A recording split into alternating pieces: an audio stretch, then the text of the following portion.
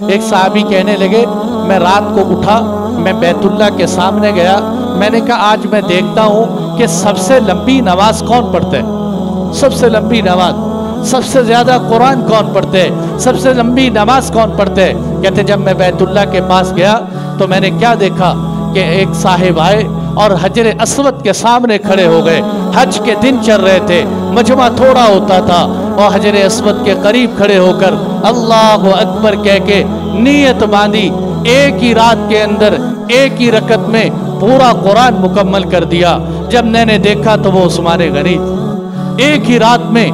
ایک ہی رکعت میں پورا قرآن ختم کر دیا۔ یہاں تراویح میں 1 سے 12 نہیں سنا جاتا، 20 رکعت نفل کے اندر 1 سے 12 مشکل ہو جاتے ہیں، لیکن جن کو ذوق تھا، جن کا شوق تھا، جن کو قرآن سے محبت تھی، ایک ہی رات کے اندر 1 رکعت میں قرآن کی تلاوت کرتے تھے۔ خود فرمایا کرتے تھے کہ جب تک، یہ جملہ یاد رکھنا میرے اور آپ کے لیے بھی یہ جملہ ہے، فرمایا کرتے تھے کہ اگر دل میں ایمان ہو، دل میں ایمان ہو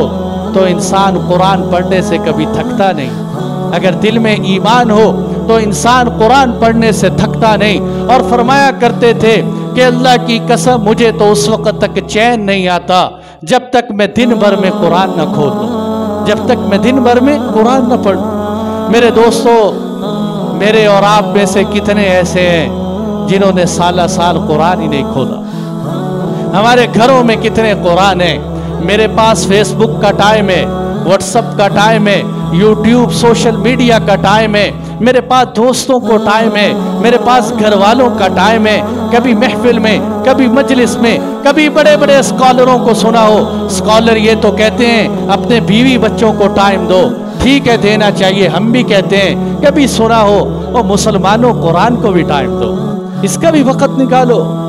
تم تو اپنے بچوں کو بھی عربی پڑھنے کے لیے بھیجتے ہو، ایک فردی سمجھ کر سکول حاضری لگے تو بچہ عربی پڑھنے جاتا ہے، جس دن سکول سے چھٹی عربی سے چھٹی،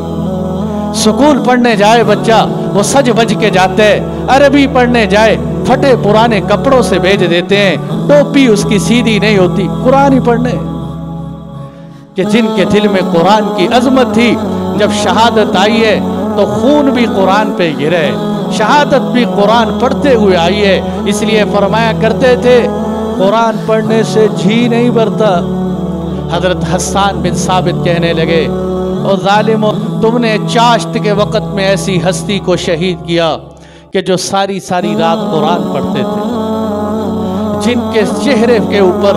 سجدے کے نشانات نظر آتے تھے، تم نے آج اسی ہستی کو شہید کر دیا۔ کتنی بڑی شہادت پیش آئی،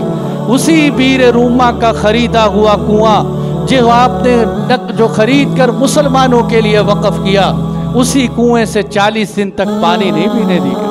پانی بند کر دیا گیا۔ اور اسی گھر میں جب آپ کو شہید کرنے کے لیے آگے بڑھے، آخری بات کر کے بات سمیٹتے ہیں، شہید کرنے کے لیے آگے بڑھے، آپ کی بیوی نائلہ آگے آئی،